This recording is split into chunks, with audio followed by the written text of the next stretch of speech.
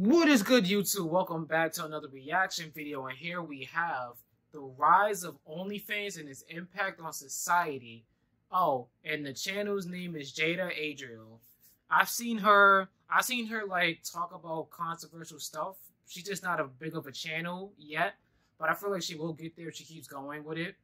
But I seen this video and it was interesting to me, so I clicked on it. So here we are, about to get into this reaction. So let's see what her opinion is about OnlyFans and what she has to say about it. So let's get into it. What is up, you guys? Welcome back to the channel. It's your girl Jada here, back with another video, and today we are going to be talking about OnlyFans. Yes, a very much so if you hear noises in the background, it's outside, it's fireworks, so don't mind that. Are going to be talking about OnlyFans. Yes, a very much so discussed topic at this point. It's definitely a topic that has become a lot more normalized than when it first came about. So yeah, we're just gonna dive into it and also its impact on society, since it has really just, you know, blown up. Let's talk about, of course, its beginnings. OnlyFans was launched in November 2016 as a platform for performers to provide clips and photos to their followers for a monthly subscription fee. So it's kind of similar to Patreon that was launched back in 2013, but it ended up becoming something just a little different, okay? So it was founded by British tech entrepreneur and investor Tim Stokely alongside his brother Thomas, and with a 10,000 pound loan from his father Guy Stokely, which apparently wasn't the first one that he had given to Tim either. So his brother Thomas became the company's chief operating officer and his father the head of finance for the company. And just 2 years later, in 2018, the Ukrainian-American Leonid Redvinsky, who is the owner of My Free Cams, he purchased a 75% stake in Phoenix International Limited, which owned and operated the OnlyFans brand. So after this, there was a pretty drastic increase in the quite sexual nature of the content being put on the platform overall. Amateur and professional workers were the key drivers of the OnlyFans initial growth. And let's be honest, for the majority of the growth moving forward, as this became the face of the yes, that she is right about that. Like, that whole list of girls they all became, you know, they all helped OnlyFans for what it has become. But there's other stuff that you can do on that app, you know, on that platform. You don't have to do like the main thing that you don't have to do the main thing that got OnlyFans popping in the first place. You could do other stuff on there. There's other things that you could do on that platform. You don't have to resort to the other thing. You don't have to resort to the content that it blew up for. But company. So the term OnlyFans alone these days now seems to carry the same connotation of that of corn sites. Hopefully you know what I'm trying to say, okay? But corn sites. This is the connotation that it does have, even though there are other creators on the platform making content outside of this nature. So everything else is just simply swallowed up. From 2018 up until around 2020, the website's interest seemed to be growing pretty steadily, but it wasn't until around 2020 rolled around that the interest in the site skyrocketed, with celebrities hopping on to monetize their content.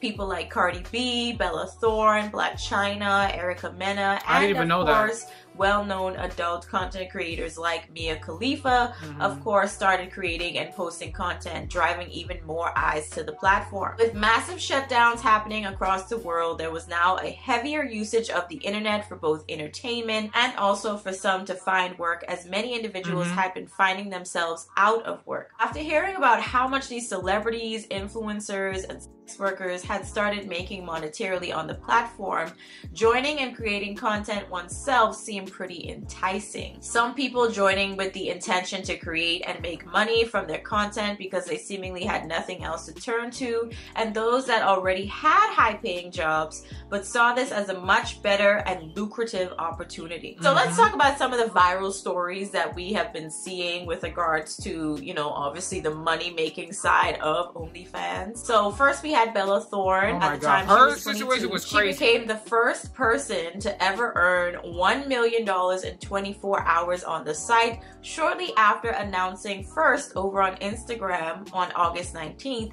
that she was going to be launching her own personal OnlyFans channel. Sharing never before seen photos and videos of herself, she did say that there was no nudity, but I wasn't paying to find out or verify if this was true or not, so I just have to take her word for it, okay? The Twitch streamer Amaranth has been making around $100,000 on Twitch, where she makes, you know, what people would consider kind of like hot tub content, all that other type of content without doing too much, where, you know, like, hopefully y'all get it what I'm trying to say. It's like just enough to entice. Yeah. That's all I'm going to say.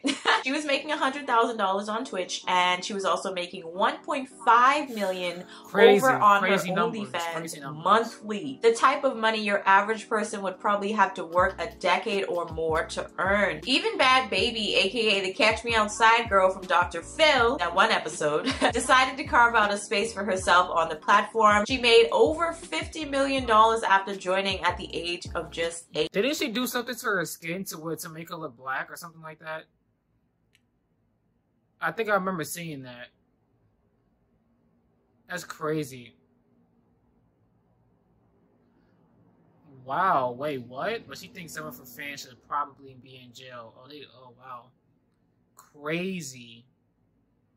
Yeah, so they may be over the age of like 30 or something. It has to be, because that's crazy. 18. But she recently came out and said that she thinks her fans should be in jail. While in an interview, she began talking about the age demographics of her audience, noticing that most of them were a hell of a lot older than she was. Of course. And because of this, it kind of made it seem like they were waiting on her to be old enough to start doing this type of work. To be honest with you, it is a little weird considering that she still looks very much so like a teenager, very young. Yeah. But even though I agree with her on it being weird, who else would you expect to be consuming this type of content? Like, sexually explicit content being uploaded to the online world definitely has a very high chance of being overwhelmingly consumed by somewhat of an older demographic, as this is the audience that you're going to be catering to overall. Just recently, Elle Brooke did an interview over on Paris Morgan's show about her work on the OnlyFans platform and how it's changed her life, particularly in the financial departments. She was actually studying to become a lawyer and decided to quit to pursue OnlyFans as her full-time occupation instead, making her around $360,000 per year, or 360 pounds since she's from the UK. It might have been pounds, and I think it's... So what would happen, let's just say this, what would happen if OnlyFans disappeared? Like forever, and it wasn't coming back? What would happen then? I mean, obviously you still have all the money that you hopefully was saved over those years, but other than that, what would happen? Because unless you're just blowing it off, thinking that OnlyFans will still be here forever, you're going to have to find work somewhere else, and people is going to know who you are. Because a lot of people are probably seeing your stuff if you're making that much money off of these people. Somebody anywhere is going to recognize you, and they're going to keep finding you. Like, so what jobs would you try to pursue after OnlyFans would be gone? You got to start thinking about this.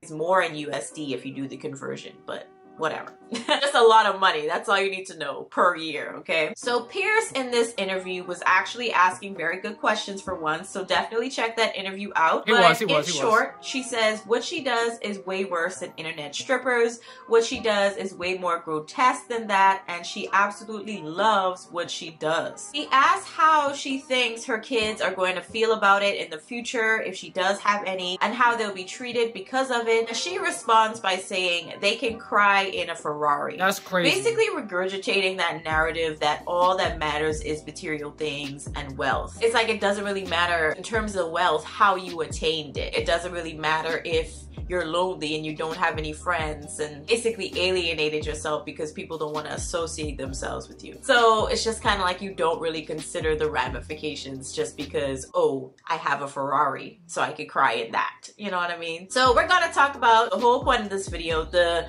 impact impact that OnlyFans or the rise of OnlyFans has had on society, and also the repercussions that people find themselves experiencing because they dip and dabble or really put all their focus into creating content for this platform. So according to a few groups and individuals, doing this type of work should be looked at as a component of female empowerment. This is not everybody, but just some people. They're basically saying that to criticize women who choose to do this type of work or leave perfectly good jobs to do it, you are a misogynist and you're contributing to the patriarchy. But I personally find those comments kind of rich, considering that the company owners are men. So you're doing all of this to make those men, aka who you consider the patriarchy, even richer.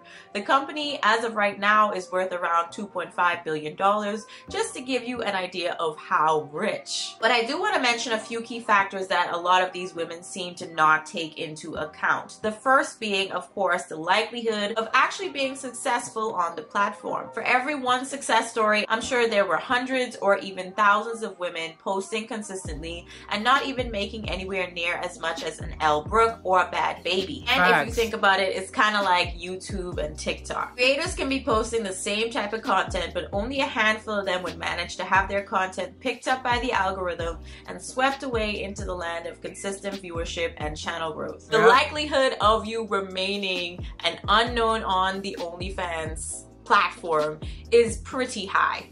It's pretty high. Unless someone happens to magically find you and you just magically blow up, there's still a very high percentage of a chance that no one will ever discover you. It is what it is. So the second point that I would like to make being, of course, society's view of the job itself. Many don't even consider it a job to begin with. Obviously, morally speaking, the explicit nature of the business is for the most part frowned upon, but there has been somewhat of a shift towards its support within the last few years, primarily amongst younger age groups. However, because of this overarching negative connotation, if these women were to ever have to return to the average workforce, they might not be accepted, and if they do, it might not be an easy adjustment for them. If they were to settle down and have a family, their children might also find adjusting amongst other kids to be quite challenging as well. This is more than likely why Pierce felt the need to ask Elle about it in her interview, and she responds by saying, of course, like I said already,